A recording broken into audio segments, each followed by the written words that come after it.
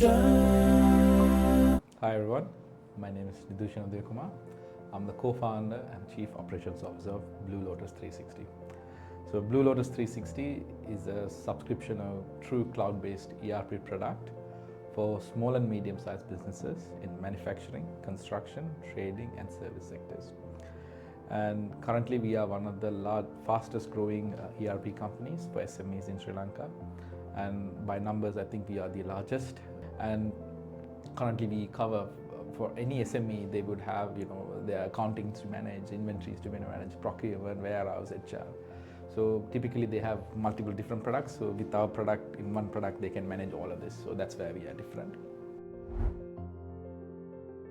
When I was in my uni in UK, first me and my friends, we started a company called Good Seeds, which we ended up pitching for Virgin Group, they had an accelerator program, an incubation program called Pitch to Reach.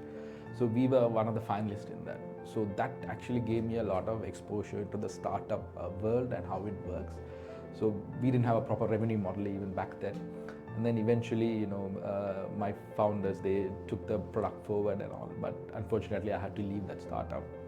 And then I came back to Sri Lanka. I think in 2015, Sri Lanka was still in the startup world. It was still very new. It was the infant, I would say. So I was trying to do a journey planner application. I was trying to do Uber Eats, so Pygmy Foods before even they were there. We didn't take off that well. And then eventually I ended up joining my father's business, which was, I would say, ERP bespoke development company. So we were building all sort of software solutions to mini ERPs, I would say.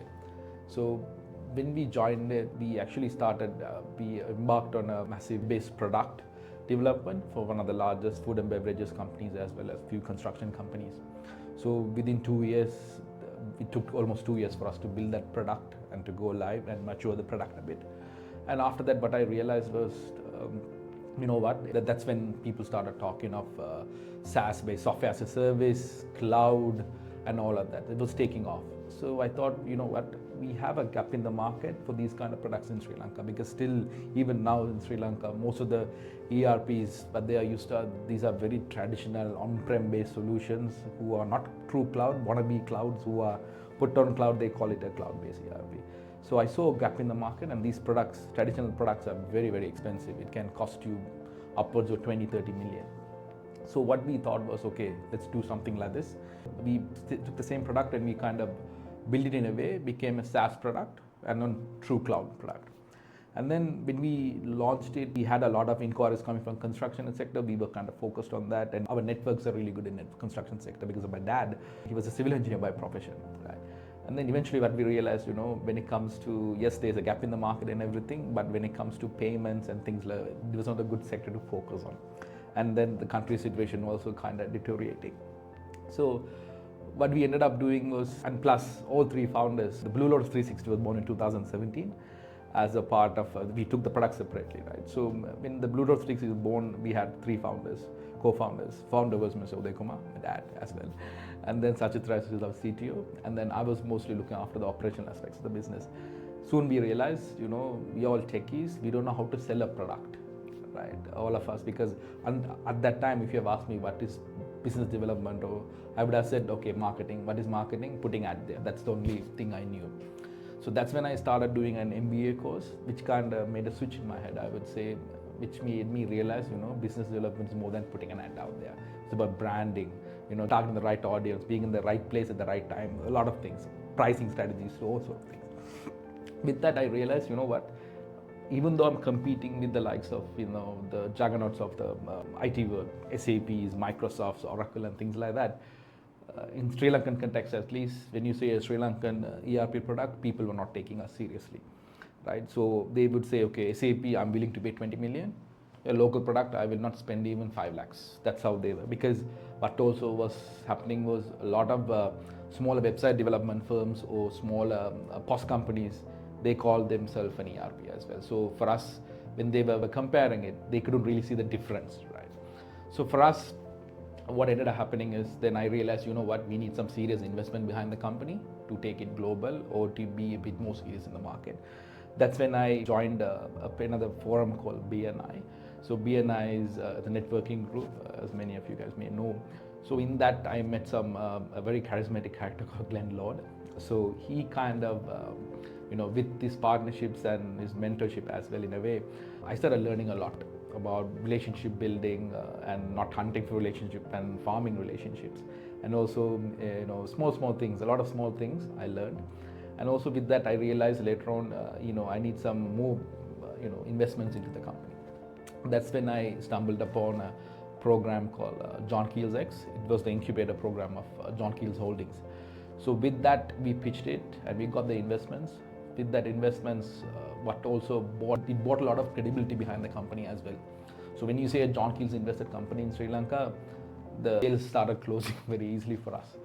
And of course the reputation is there, but you have to maintain the reputation as well, which is something that's very, very hard. But we maintained it up to a very good extent. And with that, our growth started. That was the single most pivotal point in our company's journey, I would say. And eventually, the crisis happened, the COVID happened, none of them stopped us. We kept on growing. It doubled our revenue every year. Right now, globally, we have 100 plus clients used by thousands of products, right? We have clients in 9 different countries. To that level, we have been able to grow. So 2 years ago, we ended up forming a company in UK. We ended up acquiring the Sri Lankan company with a group of investors, including companies like Platnet. It's a UK-based ERP company. With the advice and some of the investors from Australia and Canada, we ended up acquiring the Sri Lankan business. The last 2 years, we have been pushing the brand to be truly global. So now we have clients in South Africa, Seychelles, Netherlands, France, Australia, to name a few.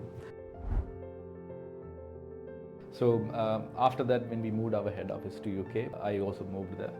The last 2 years, looking at the UK market, what we soon realized was the same strategies that we deployed in Sri Lanka will not work in UK, because UK is a completely different market, completely different problem, and it has its own pluses and minuses.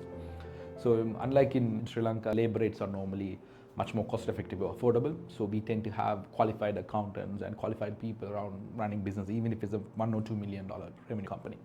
Whereas in UK, because the labor rates were so expensive, there's a lot of these SMEs, they were kind of stagnant.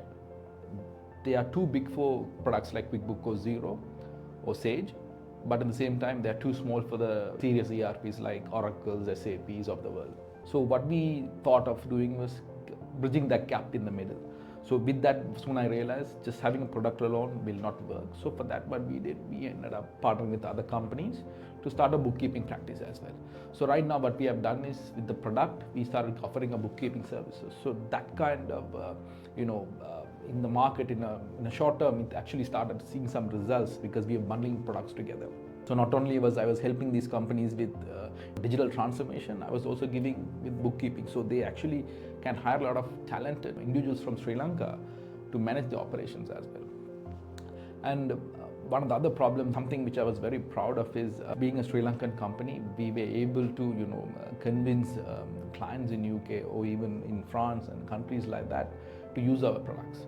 Because in Sri Lanka itself, when we pitch to sometimes a client, what they ask us is, okay, how do I trust you? You're still like a startup. Even though we have this many clients, etc., we're still a startup. So for me, my answer has been always is, we were able to survive the East Bomb attacks, we were able to survive the COVID, we were able to survive the crisis. Not only we survived, we doubled our revenue every year.